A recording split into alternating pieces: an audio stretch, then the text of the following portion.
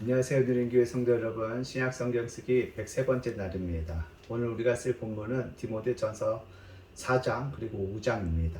먼저 4장에서는 사도 바울이 믿음 안에 있었지만 잘못된 사람들에게 미혹을 받아서 믿음 안에서 이렇게 벗어나는 사람들을 어떻게 교훈해야 되는지에 대해서 알려주고, 그리고 이제 디모데가 이렇게 목회를 할 때 어떠한 모습으로 교육을 하고 또 이렇게 가르쳐야 되는지에 대해서 알려줍니다. 그리고 5장에서는 각 성도들, 다양한 연령대 상황에 있는 그 성도들을 이 디모데가 어떻게 대해야 되는지에 대해서 하나하나 상세하게 알려줍니다. 오늘 말씀은 우리가 디모데전서 4장에 보면 사도 바울이 어떤 사람들이 믿음에서 떠나서 미혹하는 영과 귀신의 가르침을 따를 것이라고 이야기합니다. 그래서 그 사람들이 어떠한 가르침을 주냐면 혼인하지 마라, 그리고 어떤 음식을 먹지 말라라고 한다는 것입니다.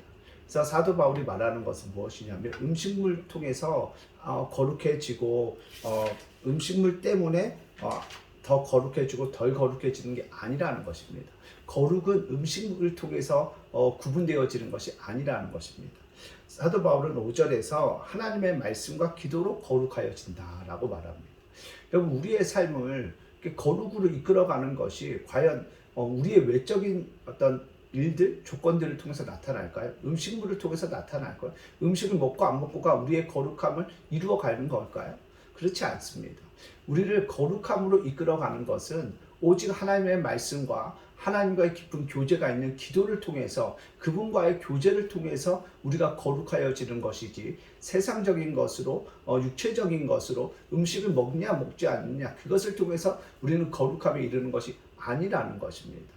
거룩함의 시작은 말씀과 기도로 시작되어지고, 그 기도로 시작되어진 것이 하나님의 뜻을 깨달아서 우리가 우리의 외적 행위를 통해서 그 거룩함 가운데 나아가게 되어진다는 것입니다. 그러니까 출발이 말씀과 기도에서 출발되어야 되지, 어떤 외적인 요소를 중심으로 해서 거룩함을 생각하면 안 된다는 것입니다. 그렇기 때문에 우리가 더욱 집중해야 하는 것은 하나님의 말씀, 그리고 우리는 기도라는 것입니다.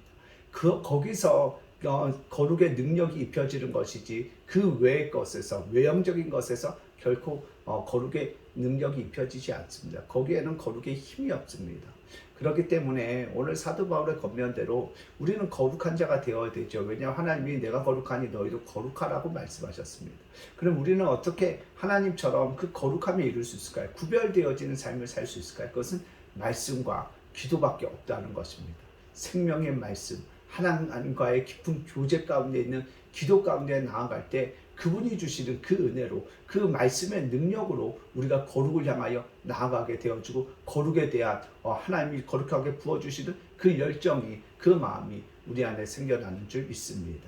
오늘도 저와 여러분이 잘못된 것에 우리가 마음을 빼앗기지 않고, 거룩함은 오직 하나님의 말씀과 기도로 이루어진다는 사실을 깨닫고, 이 두 가지에 더 우리의 마음을 다하여 그 성령이, 그 말씀이 우리를 거룩함으로 인도하는 귀한 삶이 되기를 예수님의 이름으로 간절히 축복합니다. 아멘.